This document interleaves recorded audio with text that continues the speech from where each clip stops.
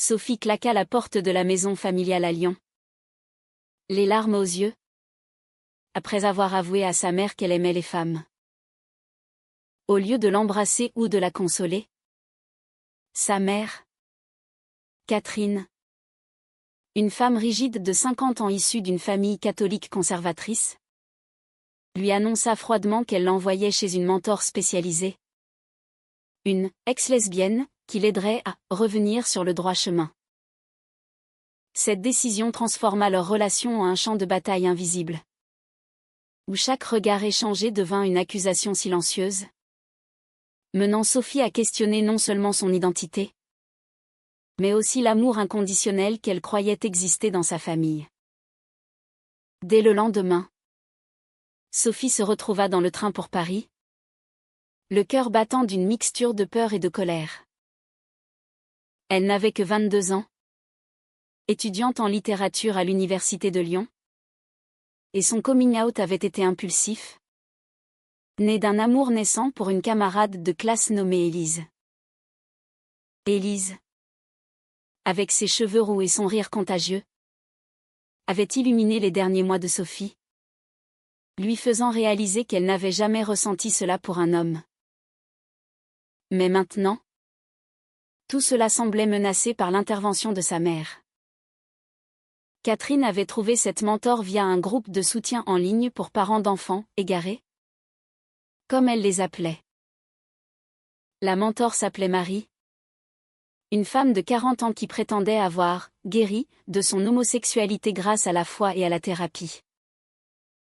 Arrivée à Paris, Sophie descendit à la gare de Lyon, le bruit de la foule l'étourdissant. Elle prit un taxi jusqu'à l'adresse indiquée, un appartement modeste dans le quartier du Marais, ironiquement connu pour sa communauté LGBT. Marie l'accueillit à la porte. Une femme aux cheveux courts poivre et sel, au regard perçant et à la voix douce mais ferme. Bienvenue, Sophie.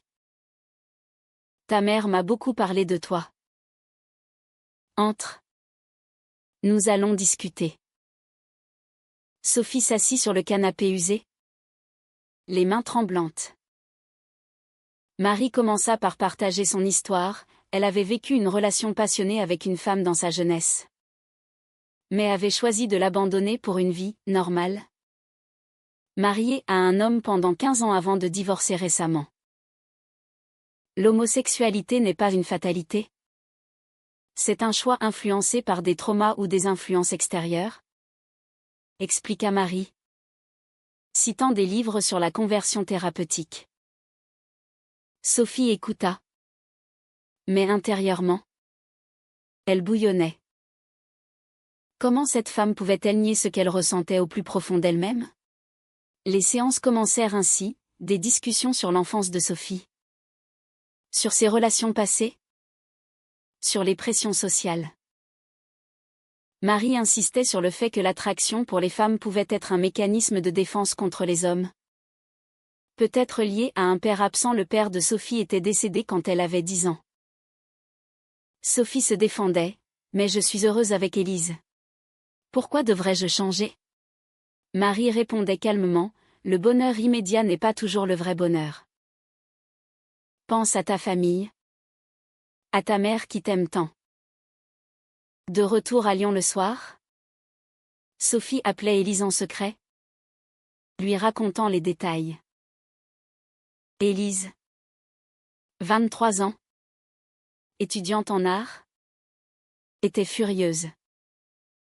C'est de la torture psychologique. Tu ne dois pas te laisser faire. Mais Sophie, déchirée, sentait la pression monter. Sa mère l'observait constamment, vérifiant ses messages, limitant ses sorties. Catherine, veuve et professeure d'histoire, avait toujours été le pilier de la famille, élevant Sophie et son frère cadet seuls. Pour elle, l'homosexualité était un péché, une déviance qui menacerait l'unité familiale. Elle priait chaque soir pour que Marie sauve sa fille. Au fil des semaines, les visites à Paris devinrent régulières. Sophie apprenait à connaître Marie mieux. Derrière son discours rigide, elle percevait des fissures, un regard nostalgique quand elle parlait de son passé, une hésitation dans la voix. Un jour, lors d'une séance, Marie confia : « J'ai aimé une femme comme toi. » Sophie. C'était intense. Mais j'ai choisi de partir pour éviter la souffrance. Sophie sentit une connexion inattendue. Était-ce de la compréhension ou quelque chose de plus ? Elle repoussait l'idée. Fidèle à Élise. Mais la tension familiale s'intensifiait. Le frère de Sophie, Thomas, 16 ans, surprit une conversation entre sa mère et elle. « Maman, pourquoi forces-tu Sophie à changer ? Elle est comme elle est. » Catherine explosa : « Tu ne comprends pas. Notre famille a déjà perdu ton père. Je ne perdrai pas ma fille à cause de ça. » Thomas, confus, se rangea du côté de Sophie en secret, lui offrant un soutien discret. Pourtant, Sophie se sentait isolée. Ses notes à l'université chutant, son sommeil perturbé par des cauchemars où elle perdait Élise. Un soir, après une séance particulièrement dure où Marie l'avait poussée à rompre avec Élise, Sophie craqua. Elle envoya un message à sa petite amie : « Je ne sais plus quoi faire. Peut-être que maman a raison. » Élise répondit immédiatement : « Ne dis pas ça. Viens me voir ce soir. » Sophie prit le train pour Lyon. Mais en chemin, elle reçut un appel de sa mère : « Si tu vas chez elle, ne reviens pas à la maison. » Le choix était posé, l'amour ou la famille. Sophie descendit du train, les jambes flageolantes, et se dirigea vers l'appartement d'Élise. Elles passèrent la nuit à parler, à pleurer, à se serrer dans les bras. Pour la première fois, Sophie se sentit libre. Mais le prix était lourd, le silence de sa mère le lendemain matin. Les jours suivants furent un tourbillon. Catherine, blessée, annula les séances avec Marie temporairement, mais insista pour que Sophie rentre. « Tu me brises le cœur ?» dit-elle lors d'un appel tendu. Sophie, rongée par la culpabilité, accepta de revenir, mais avec des conditions, plus de pression sur sa sexualité. Catherine acquiesça, mais intérieurement, elle complotait. Elle contacta Marie en privé, elle s'éloigne. Que faire ? Marie répondit, laisse-moi gérer. J'ai une idée. Sophie reprit les séances, ignorant le plan. Lors de la prochaine rencontre, Marie changea de ton. Sophie, je vois que tu luttes. Peut-être que je peux t'aider différemment. Raconte-moi plus sur Élise. Sophie, surprise, se confia. Pour la première fois, elle se sentit écoutée sans jugement. Marie hocha la tête, l'amour est complexe. J'ai vécu ça. Peu à peu, une amitié naquit, masquant les intentions cachées.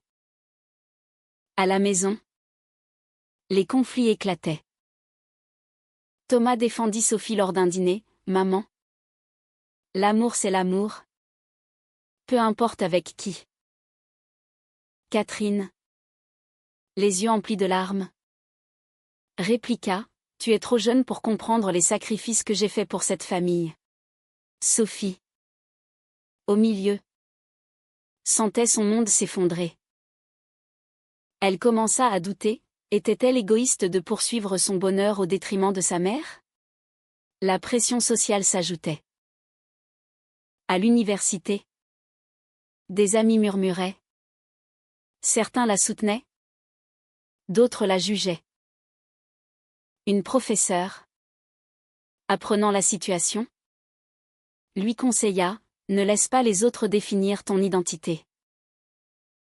Mais les mots de Marie résonnaient, pense aux conséquences sur ta vie future, ton travail, tes enfants. Un jour, Sophie découvrit un vieux journal de sa mère, caché dans un tiroir. Dedans, des entrées sur son propre passé, une amitié intense avec une femme à l'université, coupée net par la pression familiale. Sophie confronta Catherine. Tu as vécu la même chose? Catherine nia. Mais ses yeux la trahirent. La graine du doute était plantée. La révélation du journal de Catherine hanta Sophie. Elle relisait les pages en secret, découvrant des descriptions poétiques d'une femme nommée Anne, avec qui sa mère avait partagé des moments intimes lors de ses années étudiantes à Paris. Anne me fait sentir vivante. Mais je dois choisir la voie droite? Avait écrit Catherine. Sophie se demanda si sa mère n'avait pas projeté ses propres luttes sur elle. Lors de la prochaine séance avec Marie, elle aborda le sujet subtilement, et si ma mère avait elle-même des doutes? Marie pâlit légèrement. Mais se reprit, les parents font des erreurs. Mais ils veulent le meilleur pour leurs enfants. À Lyon, la tension familiale atteignit un nouveau pic. Thomas, soutenant Sophie, organisa une rencontre secrète avec Élise à la maison pendant que Catherine était au travail. Les deux jeunes femmes se retrouvèrent dans la chambre de Sophie, parlant à voix basse de leur avenir. On pourrait partir ensemble? Loin d'ici, murmura Élise. Sophie hésita. Et ma famille? Je ne peux pas les abandonner. Leur étreinte fut interrompue par le retour inattendu de Catherine, qui les surprit. La scène fut explosive, cris, larmes, accusations. Comment oses-tu amener ça chez moi? Hurla Catherine. Élise partit en pleurs, et Sophie s'enferma dans sa chambre, refusant de parler. Catherine, effondrée, appela Marie en urgence. Elle est perdue. Aide-moi à la sauver. Marie proposa une solution radicale, une retraite de quelques jours à Paris, où Sophie vivrait chez elle pour une immersion totale dans la thérapie. Catherine accepta, ignorant que Marie avait ses propres motivations. Sophie, contrainte, fit ses valises, le cœur lourd. Dans le train, elle envoya un message à Élise, « Je reviens bientôt. Ne m'abandonne pas. » Élise répondit, « Je t'attends. Mais dépêche-toi. » À Paris, l'appartement de Marie devint le théâtre d'intenses discussions. Marie cuisinait pour Sophie, partageait des livres, des films tous axés sur des histoires de rédemption. Mais Sophie remarqua des incohérences, des photos cachées d'une femme, des appels mystérieux. Un soir, après un verre de vin, Marie confia plus, « Mon mariage a échoué parce que je n'ai jamais oublié mon premier amour. » Sophie, curieuse, demanda, « Qui était-elle » Marie hésita, « Quelqu'un de ton entourage ?» Peut-être. La vie à Paris offrit à Sophie un aperçu de liberté. Elle se promenait dans le Marais, voyant des couples de même sexe main dans la main, ce qui renforçait sa conviction. Mais les appels de sa mère la ramenaient à la réalité, « Pense à moi. À Thomas. Nous avons besoin de toi tel que tu étais. » Sophie se sentait déchirée. Ces nuits peuplées de rêves où elle choisissait entre Élise et sa famille. Un jour, lors d'une promenade, Marie et Sophie croisèrent une manifestation pour les droits LGBT. Sophie s'arrêta, fascinée. Marie tira son bras, ce n'est pas pour nous. Mais Sophie insista, pourquoi pas? C'est ma vie. Une dispute éclata, révélant les failles de Marie. Tu ne comprends pas le prix à payer, cria-t-elle. Sophie rentra seule, fouillant l'appartement. Elle trouva des lettres, des correspondances entre Marie et une femme du passé. Le nom, Catherine. Le choc fut immense. Les lettres dataient de 30 ans, décrivant un amour passionné entre Marie et Catherine à l'université. Ma chère Catherine. Pourquoi m'as-tu quittée pour une vie conventionnelle? Écrivait Marie. Sophie comprit, Marie n'était pas une ex-lesbienne, par choix, mais par rejet. Et sa mère avait caché cela toute sa vie. Confrontant Marie ce soir-là, Sophie explosa, tu étais l'amante de ma mère. Et tu oses me dire de changer? Marie. Les larmes aux yeux. Avoua, oui. Nous nous aimions. Ta mère a choisi la normalité. Le mariage avec ton père. J'ai essayé de l'imiter. Mais j'ai échoué. Quand elle m'a contacté pour toi, j'ai vu une chance de me rapprocher d'elle à nouveau. À travers toi. Sophie fut dévastée. Était-ce une trahison? Elle appela Élise, lui racontant tout. Élise la conseilla, confronte ta mère. C'est la seule façon. Mais Sophie hésitait, craignant de détruire la famille. À Lyon, Catherine sentait le vent tourner. Thomas, apprenant des bribes, questionna sa mère, as-tu des secrets? Maman? Catherine nia. Mais son anxiété grandit. Sophie décida de rentrer. Dans le train, elle rédigea un message à sa mère, nous devons parler. De Marie. Catherine, paniquée, répondit, reviens. On arrangera tout. À la maison, la confrontation fut inévitable.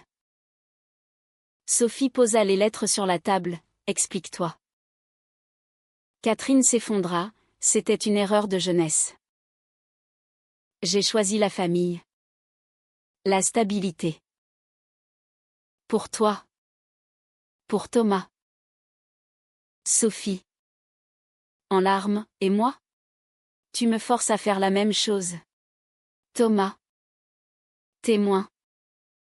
Fut choqué, maman. Tu es hypocrite. La famille se déchira. Des mots durs fusant. Catherine défendit, j'ai sacrifié mon bonheur pour vous. Maintenant, c'est ton tour. Sophie refusa, non. Je ne vivrai pas dans le mensonge. Les jours suivants furent un chaos. Élise vint soutenir Sophie. Mais Catherine la chassa. Thomas prit parti pour sa sœur, créant un fossé. Marie appela, offrant de médier. Mais Sophie la rejeta, tu as profité de la situation. Marie, seule, affronta ses propres démons, regrettant d'avoir accepté la mission. Sophie quitta la maison temporairement, s'installant chez Élise. La liberté était douce, mais la culpabilité rongeait. Elle appelait Thomas en secret, lui assurant, je reviendrai quand maman acceptera. Mais Catherine, isolée, sombra dans la dépression, questionnant ses choix passés. La société autour amplifiait le drame. Des amis de Catherine murmuraient, la jugeant. À l'université, Sophie trouva du soutien dans un groupe LGBT, renforçant sa résolution. Pourtant, elle manquait à sa mère, se demandant si le pardon était possible. Un soir, Catherine reçut un appel de Marie, « Nous devons arrêter ça. Dis-lui la vérité entière. » Catherine hésita, mais accepta une rencontre à Paris. La rencontre à Paris fut arrangée dans un café discret près de la Seine. Sophie, accompagnée d'Élise pour soutien moral, arriva la première. Marie et Catherine entrèrent ensemble, leurs regards évitant de se croiser. L'atmosphère était lourde, chargée de non-dits accumulés sur des décennies. Sophie brisa la glace. « Pourquoi m'avez-vous menti à toutes les deux ?» Catherine, la voix tremblante. « Comment ça, Marie et moi nous sommes rencontrés à la Sorbonne. C'était l'amour fou. Mais ma famille m'a forcé à rompre.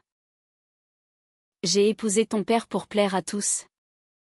Sauf à moi-même. » Marie ajouta, « J'ai essayé de t'aider. » Sophie. Mais c'était pour reconquérir Catherine à travers toi. C'était égoïste.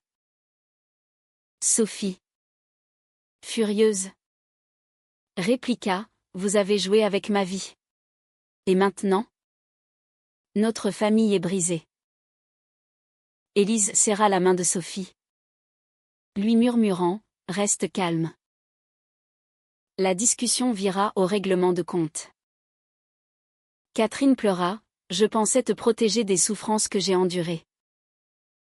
Les jugements. L'isolement. » Sophie contrecarra, « Mais en me forçant à changer. Tu m'as infligé pire. » Thomas, informé par téléphone, envoya un message à Sophie, « Dis à maman que je l'aime. Mais qu'elle doit changer. » La pression sur Catherine montait. Elle avoua enfin, « J'ai toujours aimé les femmes. Mais j'ai choisi la sécurité. Voir toi si libre m'a terrifiée. Car cela remettait en question toute ma vie. » Marie, touchée, posa une main sur l'épaule de Catherine, « Nous pourrions recommencer. Maintenant. » Sophie fut stupéfaite, « Vous deux? Après tout ça ?» La révélation transforma la dynamique. Élise intervint, « Sophie. Peut-être que c'est leur chance de guérir. » Mais Sophie se sentit trahie à nouveau, sa mère avait non seulement caché son passé, mais envisageait maintenant de le revivre. Elles quittèrent le café en silence, chacune perdue dans ses pensées. De retour à Lyon, Sophie confronta ses émotions. Vivre avec Élise était libérateur. Mais le vide familial persistait. Elle reprit ses études, excellant dans un essai sur l'identité et la société, inspirée de son vécu. Ses amis la soutenaient, mais les ragots circulaient, la fille de la prof d'histoire est lesbienne, et sa mère l'a envoyée en conversion. Sophie ignora, se concentrant sur sa guérison. Catherine, seule avec Thomas, luttait. Thomas la poussa, « Maman, appelle Sophie. Dis-lui que tu l'acceptes. » Catherine hésita. Mais un soir, elle craqua et envoya un message, « Viens dîner. Élise est invitée. » Sophie accepta. Prudente. Le dîner fut tendu. Mais un pas en avant, Catherine s'excusa. « J'ai eu tort. Ton bonheur compte plus. » Sophie pleura de soulagement. Mais demanda, « Et Marie ?» Catherine rougit, « Nous parlons. » Peut-être plus. La nouvelle choqua Sophie. Sa mère, lesbienne refoulée, reprenait contact avec son amour de jeunesse. Thomas, adaptable, haussa les épaules, tant que tout le monde est heureux. Mais pour Sophie, c'était complexe, joie pour sa mère, mais amertume pour les dommages causés. Les semaines passèrent, la famille tentant de se reconstruire. Sophie et Élise planifiaient un voyage, symbole de leur engagement. Mais un appel de Marie changea tout, Catherine et moi allons vivre ensemble à Paris. Sophie explosa au téléphone avec sa mère, « Tu me juges pendant des mois. Et maintenant tu fais la même chose ?» Catherine répondit, « J'ai appris de toi. Tu m'as montré le courage. » Le conflit ressurgit. Thomas, médiateur, organisa une réunion familiale. À table, les vérités éclatèrent. Sophie accusa, « Ton hypocrisie a failli me détruire. » Catherine admit, « Oui. Et je le regrette. Mais sans ça, je n'aurais pas affronté mes démons. » Marie, présente, s'excusa, « J'ai manipulé la situation. Pardon. » La soirée se termina en larmes, mais avec une promesse de thérapie familiale. Sophie, épuisée, rentra avec Élise, questionnant, « Est-ce que ça vaut la peine ?» Élise répondit, « L'amour vrai en vaut toujours. » Pourtant, les pressions sociales persistaient. Au travail, Catherine faisait face à des collègues conservateurs. Une prof lesbienne ? Scandaleux, murmurait-il. Elle défendit, « Ma vie privée ne regarde que moi. » Sophie, à l'université, devint une voix pour les droits LGBT, organisant des débats. Un jour, une trahison inattendue, un ami de la famille révéla l'histoire à la presse locale. Un article parut, une mère envoie sa fille en thérapie de conversion, mais cache son propre passé lesbien. Le scandale éclata. Catherine perdit des amis. Thomas subit des moqueries à l'école. Sophie, furieuse, traqua la source, un membre du groupe de soutien de Catherine. La famille se resserra face à l'adversité. Sophie déclara, « Nous affronterons ça ensemble. » Mais intérieurement, elle doutait, avait-elle causé cela en insistant sur sa vérité ? Marie proposa de déménager à Lyon pour soutenir Catherine. Sophie accepta à contre-cœur, voyant l'amour sincère entre elles. Lors d'un dîner à 4 Sophie, Élise, Catherine, Marie, les tensions s'apaisèrent. Rire timide. Histoire partagée. Pour la première fois, Sophie vit sa mère heureuse. Mais le prix était élevé, amitié perdue, confiance brisée. Thomas, affecté, confia à Sophie, « J'ai peur pour l'avenir. » Elle le rassura, « Nous sommes plus forts maintenant. » La haute trame se tendait vers un climax. Sophie reçut une offre d'emploi à Paris, forçant un choix, rester près de la famille ou poursuivre sa vie avec Élise. Elle choisit Paris, invitant tous à visiter. Catherine accepta, marquant un tournant. Le déménagement à Paris marqua un nouveau chapitre pour Sophie. Elle et Élise louèrent un petit appartement dans le 11e arrondissement. Un espace rempli de livres et de toiles. Sophie décrocha un poste d'assistante éditoriale, tandis qu'Élise exposait ses œuvres dans des galeries locales. La distance avec Lyon permit une respiration, mais les appels quotidiens avec Thomas et Catherine maintenaient le lien. Comment va maman avec Marie demandait Sophie. Thomas répondait, elles sont inséparables. C'est bizarre. Mais cool. Catherine et Marie, vivant ensemble à Lyon temporairement, affrontaient les retombées du scandale. Catherine prit un congé sabbatique, se concentrant sur une thérapie personnelle. J'ai vécu dans le déni trop longtemps, confia-t-elle à Marie. Marie, de son côté, abandonna définitivement les thérapies de conversion, devenant une avocate pour les droits LGBT. Ton histoire m'a changé, Sophie, dit-elle lors d'une visite. Mais les conflits internes persistaient. Sophie luttait avec la ressentiment. Pourquoi sa mère avait-elle attendu si longtemps? Lors d'une session de thérapie familiale via Zoom, elle exprima, tu m'as fait douter de moi-même.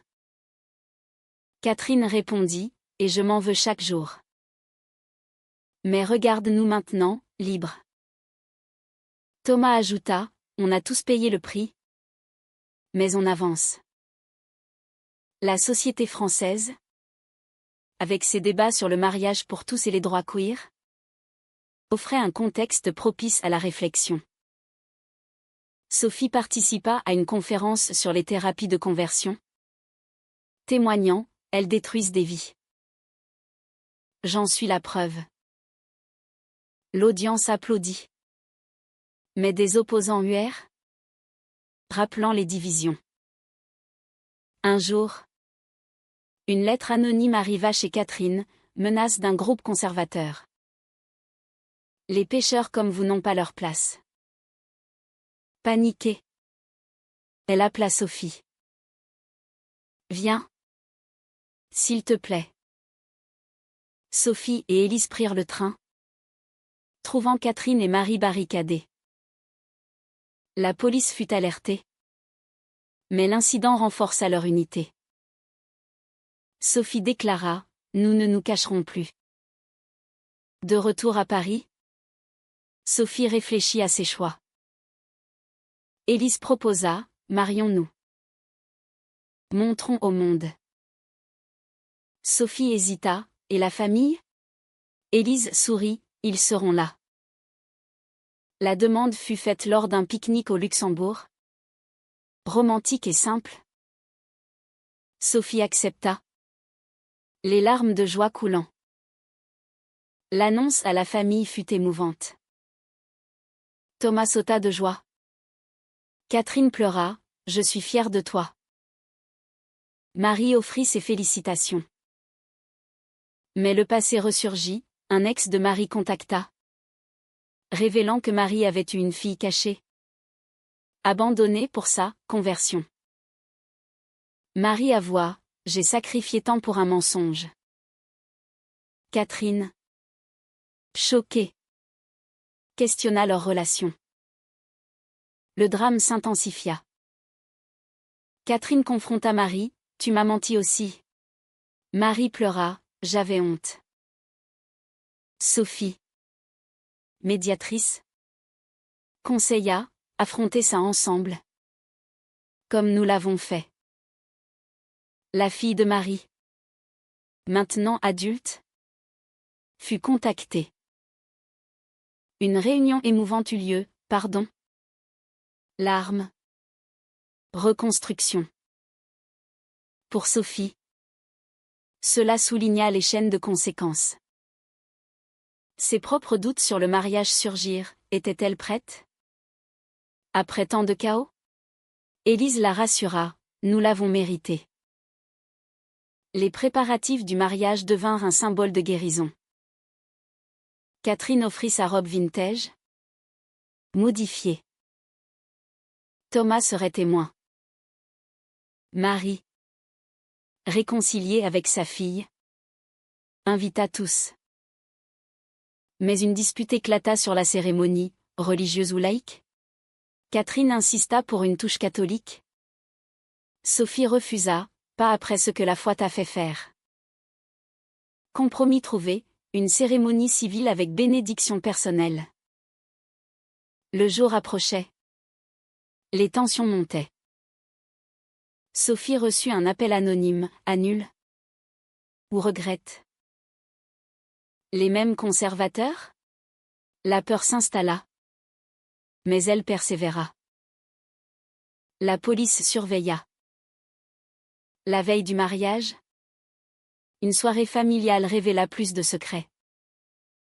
Catherine confia à Sophie, « Ton père savait pour Marie. Il m'a accepté malgré tout. » Sophie. Touchée, pourquoi ne pas l'avoir dit? Catherine, peur de te perdre.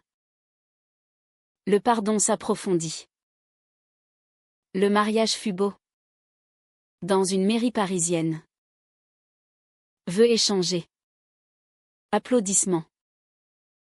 Catherine et Marie, main dans la main, symbolisaient la rédemption. Thomas filma. Heureux. Mais le bonheur fut de courte durée. Un article en ligne attaqua, famille lesbienne, hypocrisie et scandale. Les commentaires haineux affluèrent. Sophie. En lune de miel? Ignora. Mais Catherine craqua. Hospitalisée pour stress. Sophie rentra en urgence. À l'hôpital, Catherine murmura, « Ai-je tout gâché ?» Sophie répondit, « Non. Tu nous as libérés. » La récupération fut lente, mais transformative. Catherine écrivit un livre sur son parcours, devenant une voix pour l'acceptation. Marie la soutint. Leur amour florissant. Sophie, de retour au travail, trouva la paix. Avec Élise, elles envisageaient l'adoption, bouclant le cycle. Pourtant, les cicatrices restaient. Lors d'une visite à Lyon, Sophie questionna, « Valait-il la peine de tout risquer ?» La réponse collective, oui. Les mois suivant le mariage apportèrent une stabilité fragile. Sophie et Élise, installées dans leur routine parisienne, exploraient la possibilité d'avoir un enfant via l'insémination. « Ce sera notre famille à nous », disait Élise, les yeux brillants. Sophie acquiesçait. Mais intérieurement, elle craignait transmettre les traumas familiaux. Des visites régulières à Lyon renforçaient les liens, dîner avec Catherine, Marie et Thomas, où les rires couvraient les ombres du passé. Catherine, guérie de son épisode hospitalier, publia son livre, Ombre cachée. Un témoignage brut sur le refoulement et l'acceptation. Les critiques furent mitigées, louanges des progressistes, attaques des conservateurs. Elle participa à des débats télévisés, défendant « L'amour n'a pas de genre. J'ai payé cher pour l'apprendre. » Marie, à ses côtés, fonda une association contre les thérapies de conversion, utilisant son expérience pour aider d'autres. Thomas, maintenant 17 ans, navigua l'adolescence avec plus de maturité. Il confia à Sophie, « Grâce à toi, je sais qui je suis, allié. » Mais l'école restait un champ de mine, avec des pères moqueurs. Il organisa un club LGBT au lycée, inspiré par sa sœur. Pourtant, de nouveaux conflits surgirent. La fille de Marie, Laura, 25 ans, intégra le cercle familial. Jalouse du temps passé avec Catherine, elle accusa Marie, « Tu m'as abandonnée pour ta conversion? Et maintenant tu joues à la famille parfaite ?» Marie, rongée par la culpabilité, tenta de réparer, thérapie commune, voyage. Sophie observa, voyant des parallèles avec sa propre histoire. Le pardon prend du temps. Conseille ATL à Marie.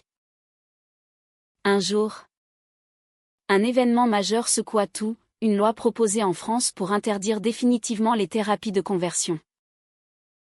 Sophie témoigna au Parlement, racontant son calvaire. J'ai failli perdre mon identité à cause de la peur des autres. Catherine la rejoignit, en tant que mère. J'ai été complice. Ne laissez pas d'autres souffrir. Le débat fut houleux. Mais la loi passa. Un triomphe collectif. Cependant, le succès attira des ennemis. Des menaces en ligne ciblèrent la famille. Sophie, protectrice, engagea une sécurité. Élise, enceinte après l'insémination, stressa, et si ça affecte notre bébé? Sophie rassura, nous les protégerons. La naissance approchait, amplifiant les émotions. Catherine et Marie déménagèrent à Paris pour aider. Thomas vint pour les vacances. La famille élargie se souda autour de la tante. Le jour de la naissance, une fille nommée Anna en hommage à l'amour passé de Catherine. Joie pure. Mais Sophie réfléchit, ai-je fait le bon choix en persévérant? Élise sourit, regarde-nous, plus fort. Les années passèrent en flash, Anna grandit. Entourée d'amour divers. Sophie écrivit son propre livre, complémentant celui de sa mère. Conférence commune, où elle débattait des choix moraux. Mais les questions persistaient. Lors d'une réunion familiale, Sophie posa, avons-nous sacrifié trop pour la vérité? Réponse variée, Catherine oui. Marie non. Thomas peut-être. La société évoluait. Mais les préjugés demeuraient. Anna, à 5 ans, demanda, pourquoi de maman? Sophie expliqua avec douceur, fière de son héritage. En fin de compte, les dommages étaient irréversibles, amitié perdue, cœur brisé. Mais les gains immenses, authenticité, amour vrai. Est-il juste de forcer l'acceptation au prix de la destruction familiale?